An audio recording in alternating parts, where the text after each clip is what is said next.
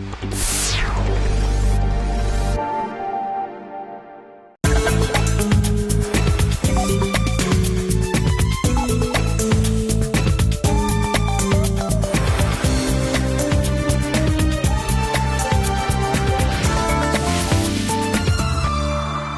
and a very warm welcome to Talking Germany, the show where we do just that. And our guest today is one of Germany's top rappers.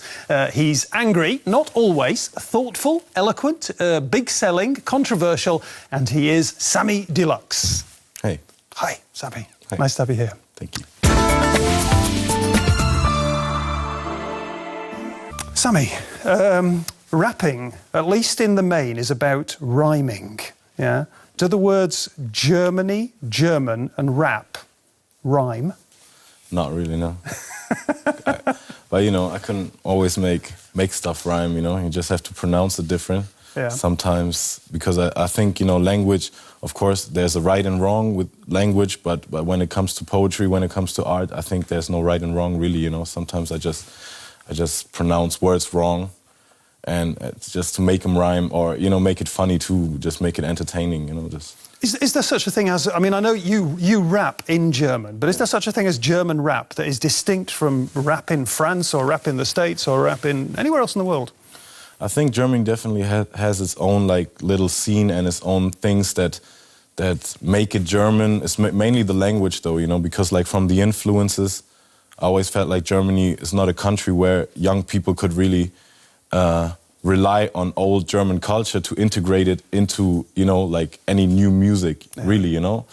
I mean, of course, there's some rappers that did like Schiller and Goethe and stuff, but like most of the rappers really are inspired by American rappers or, you know, I used to listen to a lot of British rap, or I know some rappers in Germany listen to a lot of French rap. And I think, you know, French rap definitely has, like, for me, like a little bit more own identity than German rap, because German rap always kind of follows up on... Not what I do, you know, but what the rest does. So they're always trying to follow up on stuff that's, you know, current worldwide. Okay. Well, one of Samy's albums and his autobiographical book as well, they're called Dis, wo ich herkomme. Did I get that right? Yeah. Was that all right? Yeah. Did I do it? Yeah. Translated into English as That's Where I'm From.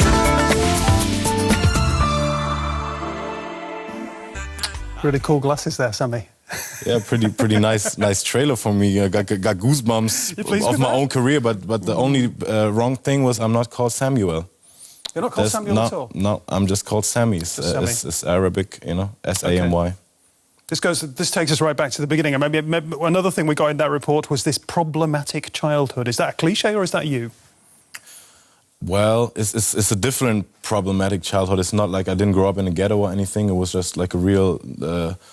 white, upper scale, upper class, what do you call it? Upper class neighborhood, and we kind of got in there with just because of a trade of a flat where we live in, because my mom, my dad left early, like they just said, and my mom met a new man, and they needed a bigger flat, and we were living in Barmbek, like a much less flashy environment, and a friend of my mom lived in that place where we then moved into, in Eppendorf, and she split up with her husband, so she needed a smaller place, and it was just like a kind of accident that we landed there, and we were in this real nice neighborhood and had a nice flat, but we didn't have the matching Mercedes-Benz that every other neighbor had, and we didn't have, for me especially, I didn't have the matching skin color, you know, like, and at some point, like, I was standing in front of my own house, and people, like, neighbors that moved in knew, they were asking me, like, can I help you? And I was like, no, can I help you? You just moved in, you know, I live here before you. So it's kind of, for me, it was just, like, not like I had to fight every day, but I just always felt like I was the only one, you know? I always felt like I was really at the wrong place, and people were looking at me funny, and I didn't have anybody to look up to that was looking like me, or, you know. So, complicated stuff, isn't it? Yeah. Let me ask you this. In the US, for example, they talk about African Americans. Are you an African German? Well, in German, what they say is Afro-Deutsch, which means Afro-German. And I think that's just, like, wrong, because Afro is not... Afro is a hairstyle, you know, and I have straight hair, so I could never grow Afro. So it's not something you use. So I don't use that word, and I think It's different. All those terminologies, you know, like it's become really complicated and not useful. It doesn't sort of get us anywhere. I often a lot of Germans like to say farbig, which means colored. I don't like that either, really. So I just consider myself either like black or half black or black white. You're a rapper. You're a rapper. You're a hip hopper. Is hip hop, is rap, is that black music? What I learned it as that, definitely. I mean, when I fell in love with it, like in '88 somewhere, for me it was definitely just a black music, like There are lots of good white hip hoppers in Germany. Or not at that time. You don't buy that? No, not at that time, no, okay, but now? No. Yeah, now of course. I mean, it's become an international world culture, youth culture, so of course, you know, like there's Asians and Latins and white people, Caucasians, so-called Caucasians. Everybody can do it now, but it was started as that, you know. It was definitely like the voice of the people in the ghetto in America first, you know. Yeah. Are you a patriot? I'm a hip-hop patriot, kind of, like, but not like really when it comes to a country, you know. You don't do that? Not too much, no, but like my last project, my last album and the book and the TV format, and it was kind of about like Germany, about me realizing that Germany is not only the government and not only its history, but it's also the country that gave a guy like me opportunity to sell over 1 million records, have a 15-year career, consistent, me earning money, me being out there, me being heard.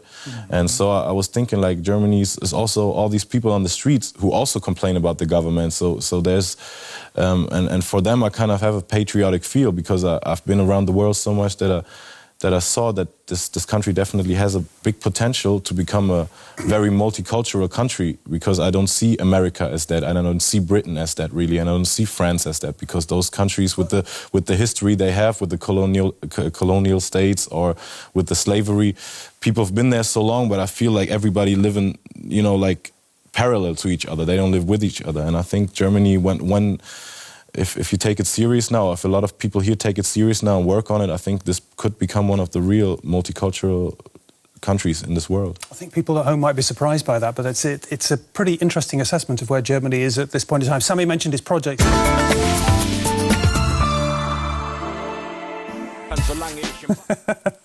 A wry smile. I think I should just translate a little bit of what was going on there. You're singing along. You're saying the whole country is a nightmare. Who wants to grow old in this country? There's racism, aggression, stupidity, corruption. Who wants to grow old? Do you want to grow old in Germany? I mean, you know, I'm still, when I look at myself there, I feel old now, but I feel, usually, you know, when I don't look at me so young, then I still feel young. So I don't know where I'm going to be in 50 years, but for now I just saw, you know, because in recent years I've been in the States so much. My ex-wife was American, and it was always my dream, you know, in my youth, like America, the country of all dreams, and it's so multicultural, and there's so many black people and white people mix everything. And when I came there, and the more time I spent there, I was seeing that it's really not a big unity, you know, like when you can walk on the street and somebody walks behind you and you can tell by the way they talk if they are black or white, and language is definitely like one of the most distinct things of a culture. And then I don't see that there's one American culture. There's a black American culture, white American culture, Latin American culture, and for us here, I think there's a better way to kind of live together. I don't have like a slang that a Turkish guy couldn't have, or you know. Sure. But just tell me this, I mean, we talked about how people see you in Germany, perhaps, and see you now, I don't know, it's all changing. What about when you're in the States and you amble up to somebody and they say, where are you from? You say, I'm from Germany. What do people say there?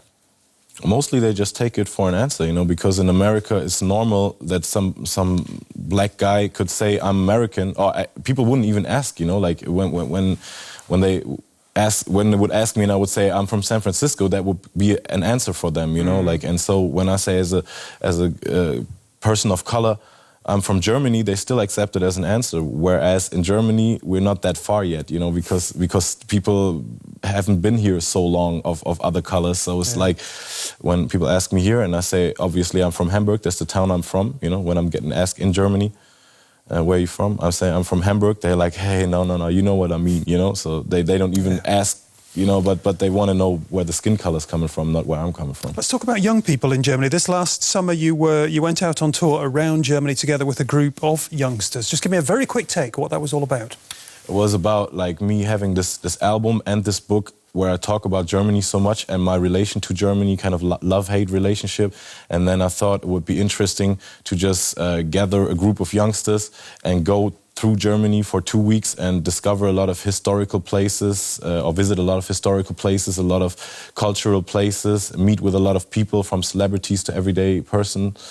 And just talk about Germany, and then always discuss it with the group of young people that we had, like how's your feeling? And we would always ask people about, okay, you think Germany can be in peace with itself, even though with the Nazi history, because that's the big thing in Germany, you know, like young people are like, I don't know, Adolf Hitler, I didn't do anything wrong. Why can't I say I like Germany without being called a Nazi, you know? And I think that's a big problem with this country that it has, because I'm not like a big fan of crazy patriotism where people go kill somebody else who's not within their group. But I think patriotism, in some extent, is good to help you grow, you know, because you're motivated.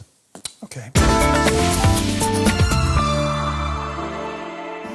Samy Deluxe. You weren't very fair to old Schiller there.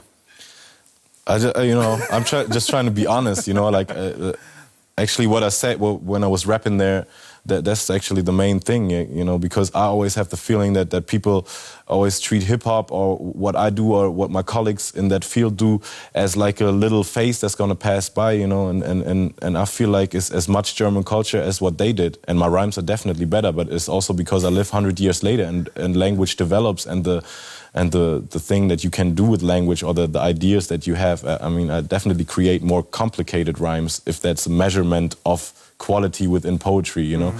But not everybody might see it like that. I don't say it's better for everybody, but for me it's definitely... You've given us a pretty positive vision of Germany in the last sort of quarter of an hour or so.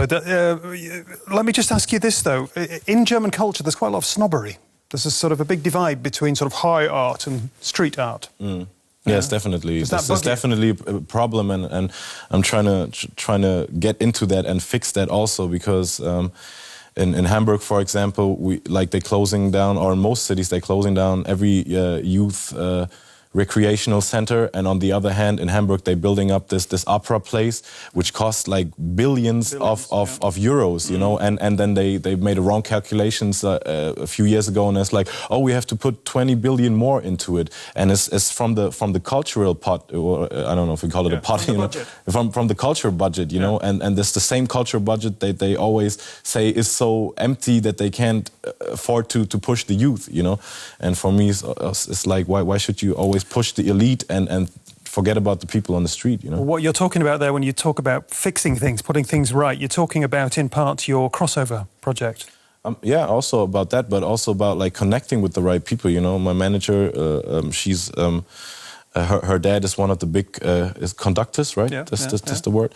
And so with those connections, we're also trying to, you know, like get into that world and trying to show those people the worth of what we do more, and bring stuff together, like bring hip hop and classic together at some point, and or make, you know, just tell them it's about poetry, it's about the use of language, you know, because as people can probably tell, I'm pretty articulate, you know. Even being a rapper is not the cliche of a rapper being very articulate, but it comes from me growing up with a very articulate mom, and also paying attention to so many words, you know, because I listen to rap like other people read books. Give me a quick answer to this one, though, because it's a thought that occurs. You want to be accepted by the mainstream, but when rap gets into the mainstream, that's not a good situation, is it? You don't want to be in the mainstream. Well, I think, you know, you think because of my own scene kind of discrediting me for that? Or because the energy comes from being against stuff.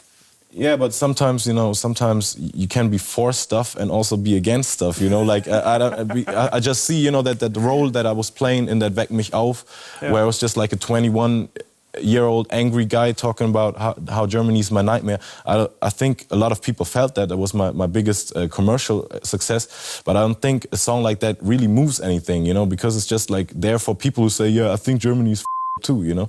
I don't know if I can use that language, but... You've used it. And, you know, and so... Right now, my focus is more on saying it could be better than it is now. So let's try to work on it. Let's be more constructive with it, and not only, you know, only talk it bad. OK. Oh, Samy, what do you say?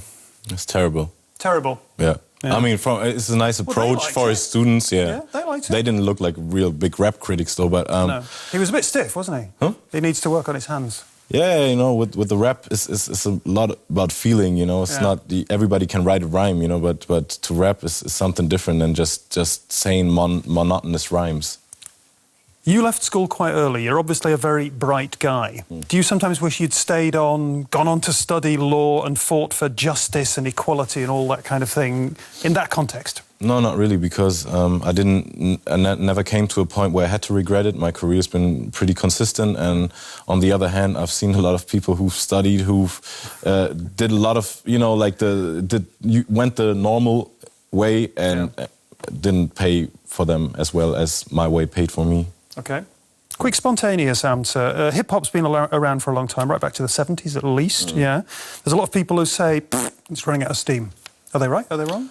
I think it will never really run out of steam. It's definitely been a phase, especially in the States and also over here where the content has been missing, and it's a lot of about entertainment and a lot about like material aspects. But I think it always kind of goes in circles, and it's going to come back around to people being interested in more content and about messages and stuff. Yeah. Even quicker answer. You once said you'd like to be a hero for your son Elijah. How could you do that?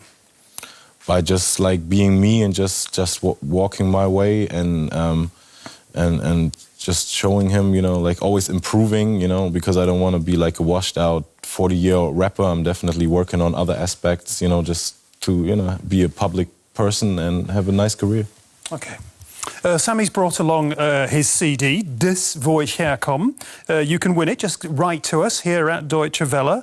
The address is DWTV Talking Germany team at Volterstrasse 613355 Berlin, Germany, or send us an email at talkinggermany@dwworld.de. We need to hear from you within the next 14 days.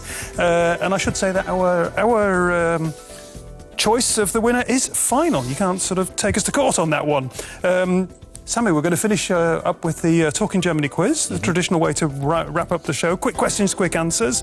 Are you young and angry or old and wise? I'm old and wise. Insider or outsider? Outsider. Rap is poetry or protest? Poetry. Germany, integration or exclusion? A lot of exclusion. Samy Deluxe, I hope you've enjoyed his company. Come back next week if you have.